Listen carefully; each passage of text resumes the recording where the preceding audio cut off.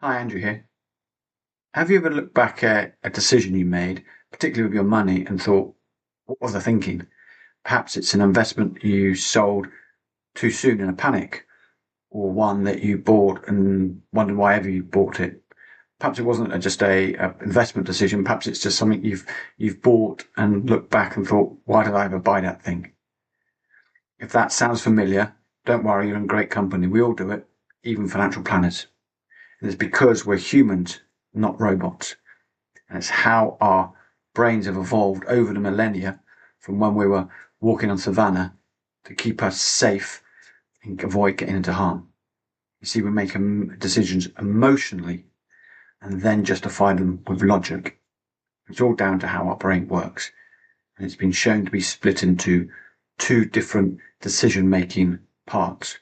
One where we think logically and slowly using our conscious brain, and the other part where we think with our subconscious brain and act quickly and emotionally. And it's that part of the brain that tends to do most of the driving.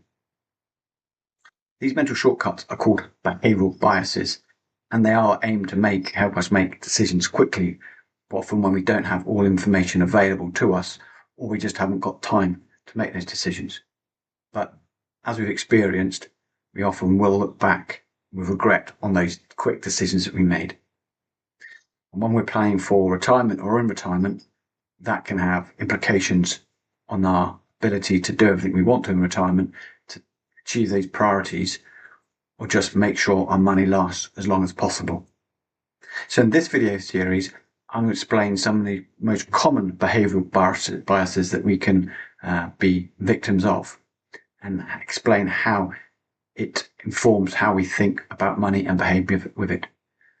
So amongst other things, I'll look at why losing money feels much more intense than the benefit of gaining money, why we feel safer doing things as part of the crowd, and how we tend to look out for information that confirms our beliefs and informs decisions we therefore take. See, by understanding these patterns, we can make calmer, more informed, more confident decisions, which will help us use our money more wisely and hopefully make it last longer. Let's start with the behavioural bias called loss aversion. And consider this. Let's say you got the post today, and in it's a cheque from National Savings and Investments for your premium bonds, and you've won £25. It's a nice, exciting time, isn't it? You think, bit of money I wasn't expecting, and you might go and think about how you're going to spend it. And let's say you go out, you're going to treat yourself for lunch. So you've put your money in the wallet or the purse, and you've gone to the restaurant and you've bought some food, and then you go and pay for it.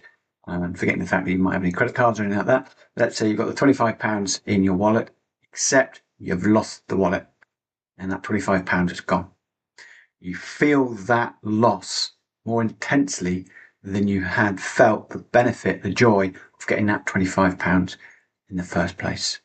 And so this is what psychologists call loss aversion.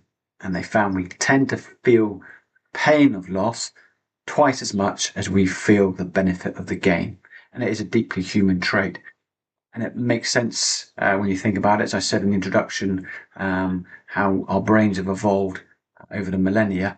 We were much more sensitive when we were roaming the savannah to loss, because it meant we're more likely to survive as a species. But in the world of investing and money, it can really trip us up.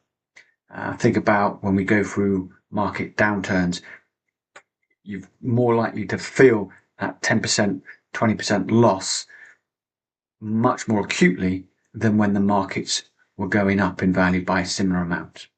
And let me give you a very personal, real world example. Now, Carol and I, our current mortgage deal comes to an end later this year. And since we've had our properties, our first home in 2006, we've been putting money aside to make sure we've got enough money to pay off the outstanding debt when it comes to an end. Now, faced with rising mortgage costs, we came to the decision that it's probably now time to use the money that we've built up to reduce that mortgage to help our monthly cash flow. But this coincided with the Liberation Day, Trump's tariff announcement, when the markets fell quite significantly over a few days. Now that was quite a traumatic time, because we saw the value of our pot that we were going to use to reduce a mortgage fall and fall and fall.